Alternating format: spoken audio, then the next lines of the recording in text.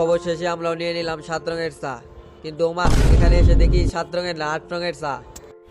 ऐसे में बड़ा सख्त लौंडा हूं। এখন থেকে আর 7 রঙের চা করবেন না কেউ, এখন থেকে বলবেন যে 8 রঙের চা। আমরা যাবার পথে আবার সেই 7 রঙের চা এখানে আসি। শ্রীমঙ্গল আসছি আর চা খাবো না তাই কখনো হয়? ভালো হোক আর মন্দ একবার হলেও তো খেয়ে দেখবো 7 রঙের চা কেমন। শ্রীমঙ্গল যেহেতু আসছি এটি মিস করার কোনো প্রশ্নই থাকে না।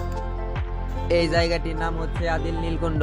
এই জায়গাটি নাকি 7 রঙের চায়ের জন্য বিখ্যাত শ্রীমঙ্গলের মধ্যে। তারপর আমরাও চলে আসি এখানে 7 রঙের চা খাওয়ার জন্য। জীবনে প্রথম 7 রঙের চা খাবো এবং আপনাদেরকে দেখাবো কেমন।